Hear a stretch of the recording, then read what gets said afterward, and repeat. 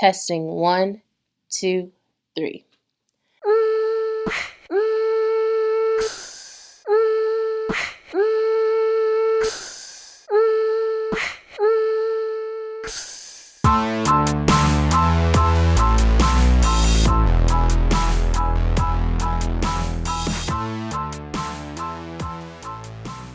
Hi everyone, and welcome to another Woke Wednesday.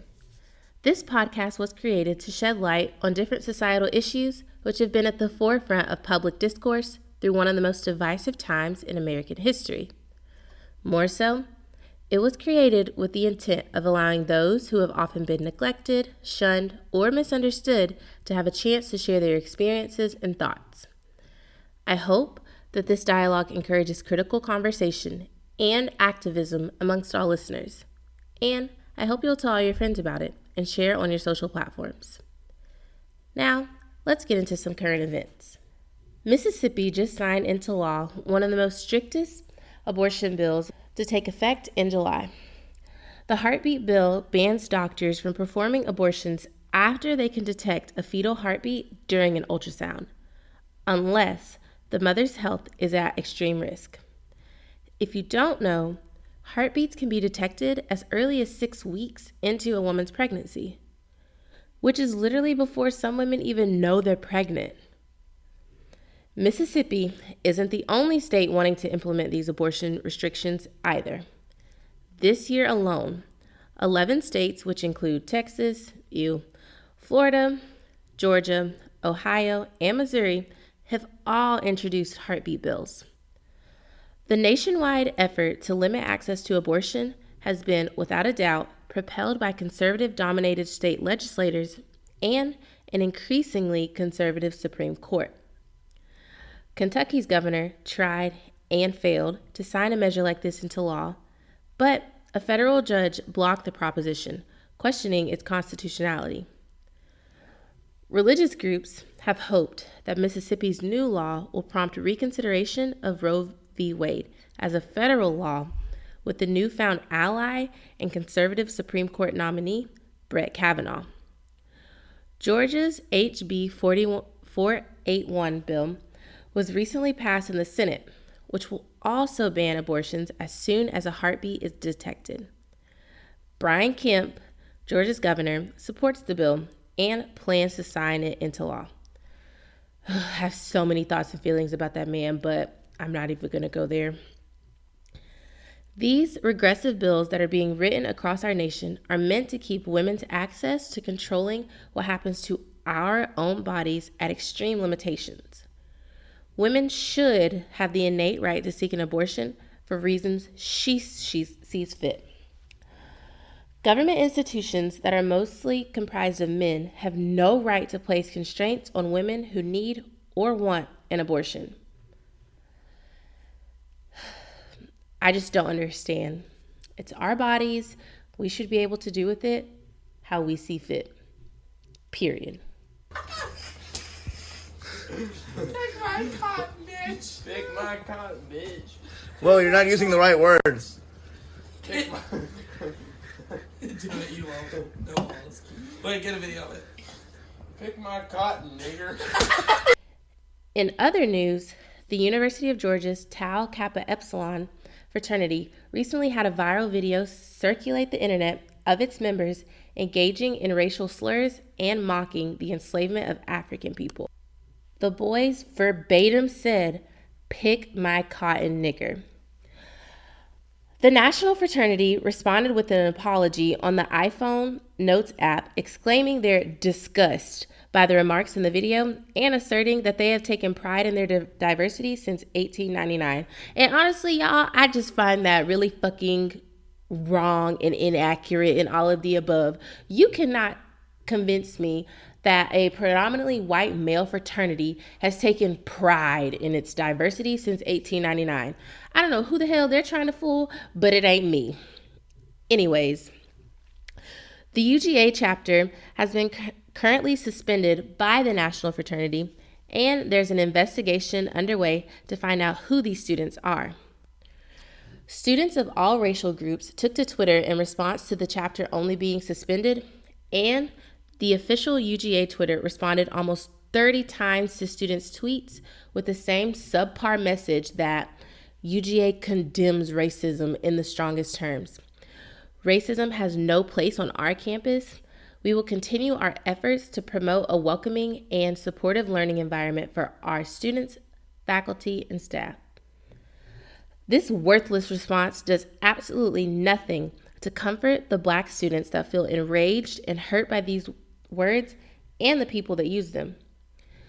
If UGA really wants to comfort us, they need to fucking expel these students. Period.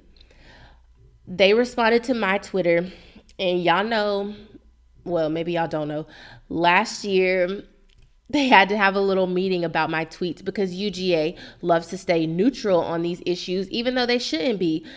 It's really not that hard. If racism has no place on our campus, then they need to be expelled, just like those SAE members at OU were expelled.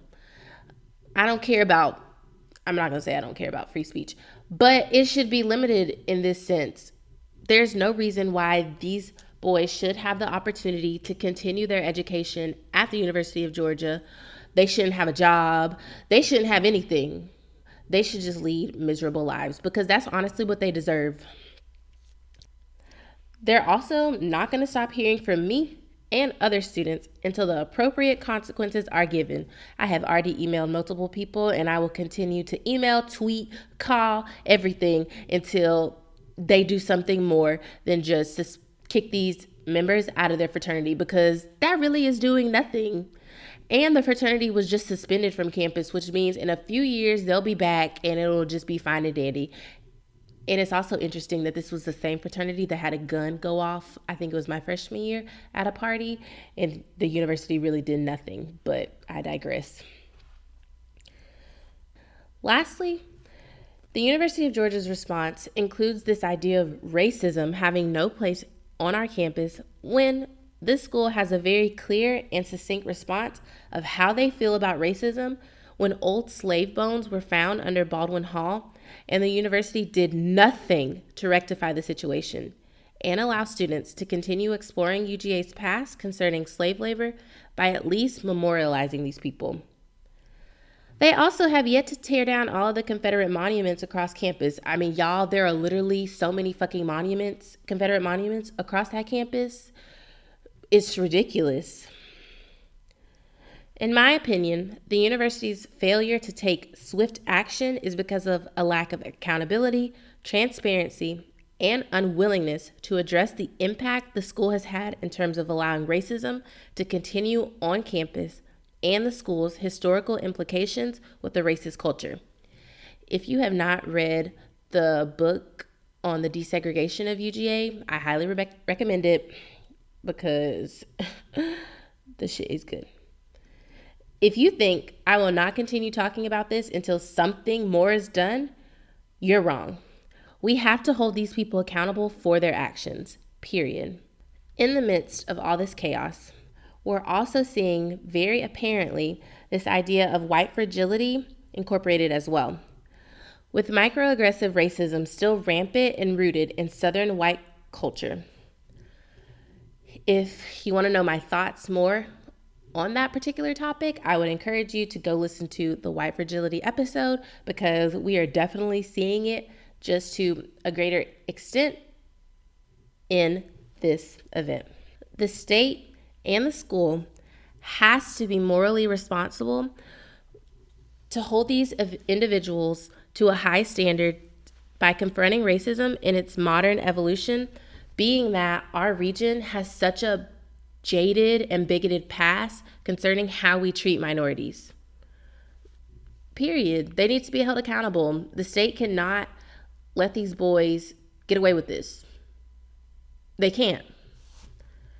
I could literally talk about this for hours, but now on to this week's episode. I've recently been out of work the past few days because of a chemical fire that occurred at a petrochemical plant near my job. Because of the hazardous materials that have seeped into the air, the area had a shelter-in-place implemented for several days, and surrounding schools were canceled. In the midst of all this, I got to thinking, What's the likelihood that a chemical plant would result in seeping toxic gases into a more affluent white neighborhood? Well, in my opinion, and according to the facts, it's nowhere near as likely to happen. That's why I've decided to focus on the concept of environmental racism and how it's impacted communities of colors.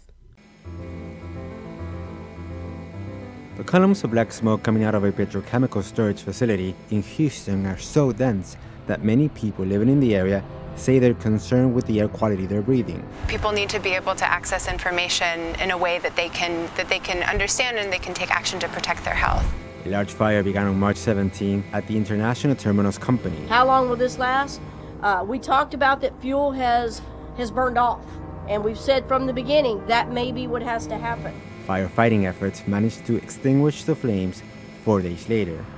But during those critical hours, the flames destroyed several large tanks that contained gasoline and chemicals used in nail polish remover, glues, and paint thinner. Authorities tried to reassure the public that the air quality was safe, but on March 21, a shelter-in-place order was issued for a few hours. Several school districts remain closed. Fortunately, we are picking up high benzene levels throughout the community of Deer Park. They're just slightly elevated. We believe that this is happening because of the changes in the wind condition overnight. The winds have shifted quite a bit. State authorities have conducted air quality tests and found no levels of hazardous concentrations in the Houston area. But some residents who live near the storage facility said they don't have confidence in the air quality test results.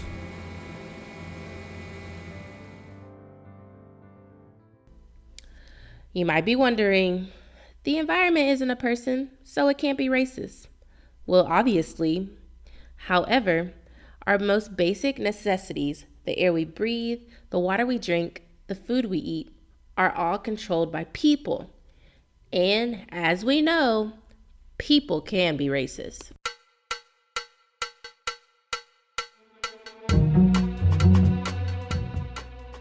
Nationally, the facilities where we dump our garbage and process dangerous chemicals tend to be located in poor and minority communities.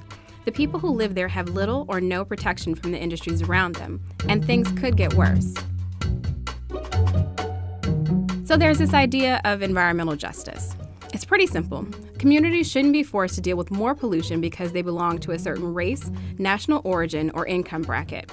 Yet America has struggled over the years to implement any serious policy that actually protects these communities. So let's lay out the ways the government has failed them. We will not allow Warren County to become a dump site. The fight for environmental justice took off in 1982, when residents of Warren County, North Carolina mounted mass demonstrations against a plan to dump contaminated soil in a landfill in their community. The EPA investigated 4 similar landfills in southern states and found that they were all located in Black or low-income neighborhoods. In 1987, the United Church of Christ Racial Justice Commission found that around the country, hazardous waste facilities were more likely to be located in mostly minority communities. Amid mounting proof, the federal government was forced to act. George Herbert Walker Bush. So in 1992, President George H.W. Bush founded the Office of Environmental Justice inside the EPA. 2 years later, President Bill Clinton signed an executive order requiring federal agencies to consider environmental justice in all of their policies, as well as extending civil rights protection to environmental discrimination. But Congress never passed a bill to make Clinton's executive order law. Then came George W. Bush. His administration shifted the focus of the Office of Environmental Justice from protecting low-income and minority communities to all people, leaving vulnerable populations without a federal environmental advocate. 80% of New Orleans, including much of downtown, is underwater. Under Bush, many environmental civil rights claims were rejected or delayed for years. In 2009, after President Barack Obama's election, his administration recommitted to environmental justice. Generally speaking, in this country, a lot of environmentally problematic facilities tend to be located in places where poor folks live. Yet, during the 2 years Democrats controlled the House, the Senate, and the White House, they didn't file a single bill focused on strengthening environmental justice protections. Passing major environmental legislation faded further when Republicans took control of Congress in the 2010 midterm elections. Now, President Donald J. Trump is making good on his vow to weaken the EPA. Environmental protection, what they do is a disgrace. Every week they come out with new regulations. They're making it impossible. Who's going to protect the environment? We'll be fine with the environment. We can leave a little bit. This budget, a 31% cut to the EPA, $2.6 billion cut away from the EPA. That's what the president wants. As the EPA loses funding and regulations are rolled back, vulnerable communities may very likely fall through the cracks. I also want to point out the intersection of classism within this topic because impoverished communities of color are hit the hardest by this phenomenon, and all while some might counter-argue that class is the sole reason environmental racism exists, the evidence points to it that race and class are factors that contribute to this issue. Obviously, pollution is almost everywhere. However, communities of color are disproportionately affected by facilities that fill the air, soil, and water with contaminants. Industrial polluters such as landfills, trash incinerators, coal plants, and toxic waste dumps affect the well-being of residents. It also doesn't help that a lack of accessibility to healthy foods in these neighborhoods accelerate health risks, i.e. food deserts, or the expense it takes to actually be healthy versus how much it costs to eat poorly. The food industry, with their factory farms and slaughterhouses, are disproportionately located in impoverished communities of color. Residents who have lived near these factory farms have often complained about increased irritation to their eyes, throats, and noses, and their overall quality of life has declined and resulted in an increase in depression and fatigue for some. These aren't just isolated incidents either. The companies that choose to bring their businesses to these neighborhoods do so strategically because the land in which they're inhabiting is typically cheaper because it's a poorer area. They also recognize the political ties embedded in placing their plants in these locations. Typically, these residents don't have the political means to fight against these companies moving into their areas. Not only that, because they're placed in high poverty areas, those living there typically need the jobs that these industries are bringing in. So, they're less likely to complain. To be exact, more than half of all people who live close to hazardous waste sites are people of color. Floodplains have high populations of Black people and Latinx people. Black children are 2 times as likely to suffer from lead poisoning than white children. Black and Latino children also have the highest rates of asthma than any other racial demographics. Some more concrete examples are Louisiana's Cancer Alley is an 85-mile stretch across the Mississippi River that's also home to over 200 petrochemical plants and a high rate of cancer among its Black residents. The images of the water are shocking enough. Would you drink that? People have dumped in this river forever. It's like we're in a cesspool. My tub, you should see it, it's brown. And then come the headlines. An American city failed to provide basic protections to its citizens, and now the children of Flint have much higher than normal levels of lead in their blood. Rick Snyder, governor of Michigan, has apologized. I am sorry, and I will fix it. President Obama declared a national emergency. You can't shortchange basic services that we provide to our people. And now 2016 presidential candidates are starting to weigh in. The governor of that state acted as though he didn't really care. Lead poisoning is terrible and terrifying. No amount of exposure is safe. And there's evidence that years after we got it out of paint, gas, and more, it contributed to a drastic drop in crime in the 90s. The city has switched back to cleaner water, but the effects will last decades. We take clean water for granted. How could this possibly happen in 2016? Well, you've got to rewind to 2011. Flint was broke. It had lost about half its population after the car factories closed. It had $1.1 billion in unfunded pension costs. It had to cut half its police force. Michigan had a solution, called emergency managers. Now he's been appointed by the governor to turn around Flint's finances. Mike, welcome. These managers can make cost-cutting measures without the normal political procedure. I think what we have to do is look at the expense side first. There could be services that we can no longer provide in the city. And they decided the city could save money on water. Flint would stop buying water from Detroit and join a new regional water system. And as a temporary measure, Flint would use water from the Flint River. The switch happened in 2014. Here's the Flint. And who decided to do this exactly is under intense debate. But regardless of blame, the story gets worse. Residents saw and tasted the dirty water and started complaining. Water's brown, has a bad odor. I'm afraid to even feed it to my cat or my dogs. We should not have to pay for the water. It's nasty. But the city claimed federal tests showed the water was safe. An employee at the Environmental Protection Agency leaked a Michigan report to a local activist, which showed the water had higher than normal lead levels. The city's response? Flint told the woman the lead came from her plumbing.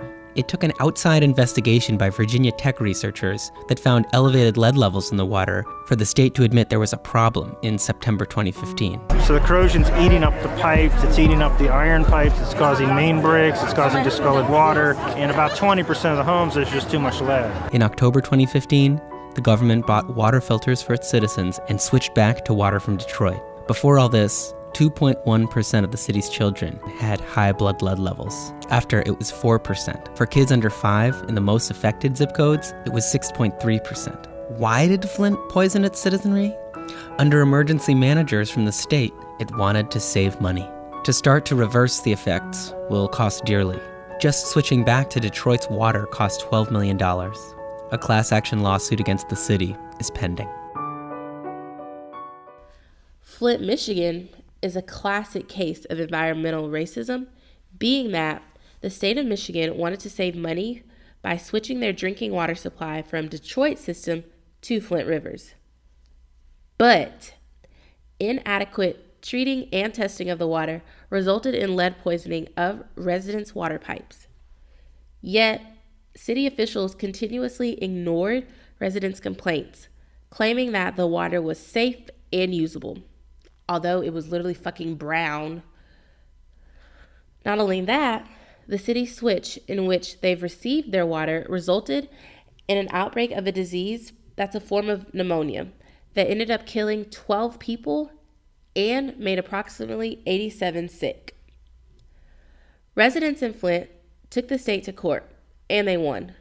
But did they all receive new lead-free pipes? No. Instead, they received door-to-door water bottle delivery service. I literally wish I was joking about that. That is honestly how some people still to this day depend on water. This all began in 2014. It's now 2019, and some residents in Flint still lack clean water. After months of protests from Native Americans and environmental activists, construction of the Dakota Access Pipeline will stop. It's a tremendous victory for Standing Rock, for the Aceti-Shakowee, for the countless tribal nations, indigenous communities, and millions of Americans and people across the world who hit the streets in support of Standing Rock.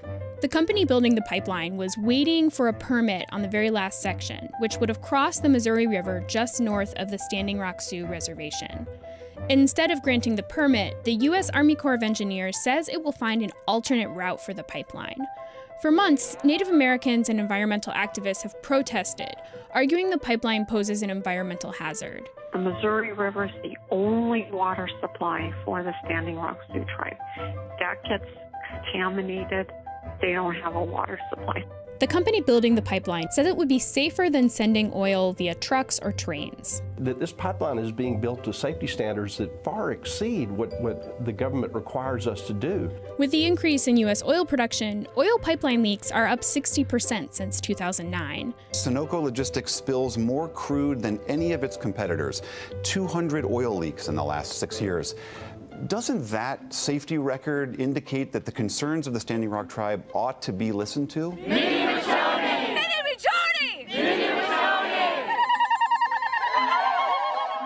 The The tribe also claimed construction had already disrupted some of their sacred sites and burial grounds. We have a sworn declaration from one of the tribe's cultural experts that describes some of these sites, multiple grave sites and burials. We put all that in front of the court, and the next morning it was gone. They took that information and bulldozed the entire site. The law tries to keep this exact thing from happening through a process called consultation. Anytime there's a project on federal lands, American Indian governments have the right to consult with the United States agencies before those projects go forward. The tribe says this consultation didn't happen the way it was supposed to. And for months, they've been occupying land that's owned by the pipeline company, but which the tribe says belongs to them. And county law enforcement officials have been aggressively trying to get them to leave. The CEO of the company building the pipeline had hoped that President-elect Donald Trump could push the project through. And though Trump says he supports the pipeline, he'd have to go through the courts to reverse this decision from the Army Corps, which means, for now, the tribe's water source is safe. Another classic case in regards to environmental racism is the resistance of Standing Rock Sioux to the Dakota Access Pipeline. The Dakota Access Pipeline is 1,772 miles pipeline used for transporting crude oil from North Dakota to different refineries. Of course, because America is built on capitalism and profit, the company's investors wanted to profit more and sought an alternative transportation system of the oil. That transportation system was the Dakota Access Pipeline. They claimed the pipeline would definitely uphold regulation standards, create jobs, and lessen the environmental risk of oil transportation.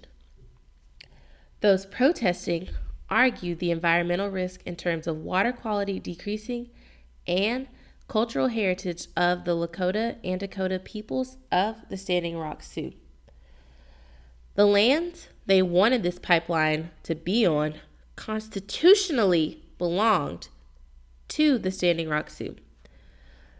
Protesters took to Standing Rock by literally camping out on the land in order to prevent the pipeline's building. They endured violence ranging from being pepper sprayed, shot with rubber bullets, were attacked by dogs, and denied nourishment. Ultimately, the camps had to be evacuated and protesters were forcibly removed. Trump then signed executive orders to allow the construction of the Dakota Access Pipeline and Keystone Pipeline, which was surprisingly backed by Canada's Prime Minister, Justin Trudeau, despite being described as a staunch progressive. Ultimately, these incidents that we see in our mainstream culture are in no way an accident or a coincidence. Government agencies and private corporations know exactly what they're doing as they're maintaining these businesses in these marginalized communities. We have to actively resist these measures by pushing for the new Green Deal, which will move the U.S. away from oil and cut carbon emissions altogether. We also have to actively protest the continual building of harmful, pollutant-friendly businesses from moving into these areas and educate residents on how they can resist these companies from coming into their areas. As a globalized modern society, there is no reason why humans shouldn't have clean air, high quality water, and access to healthy foods. Period. There's no reason in 2019 that there are Americans that don't have clean water, high quality food, or high quality air to breathe in. I hope that this episode was informative and thought-provoking for all that listen and for those that will listen in the future.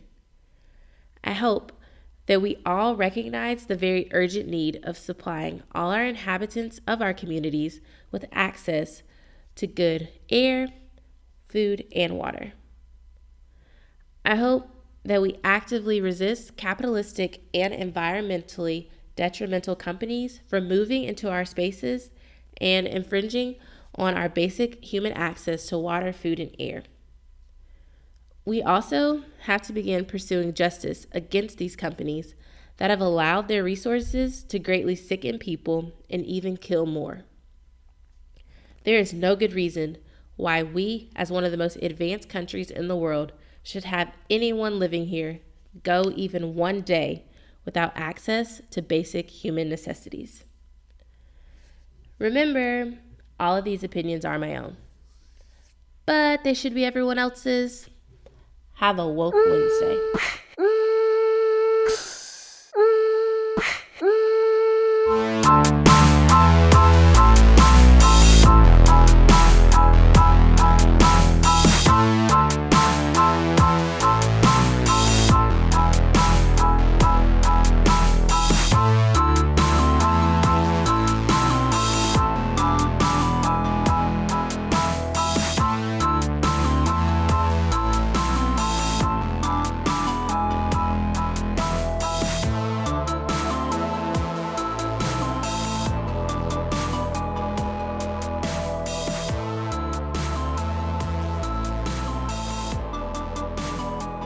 Thank you for another Woke Wednesday. Transcripts of entire episodes will be available on the Woke Wednesday website. Episodes are written and produced by Hannah Mason and Trey Leonard of Linico Entertainment. Episodes are hosted by Hannah Mason and edited by Trey Leonard. All graphics are designed by Anna French,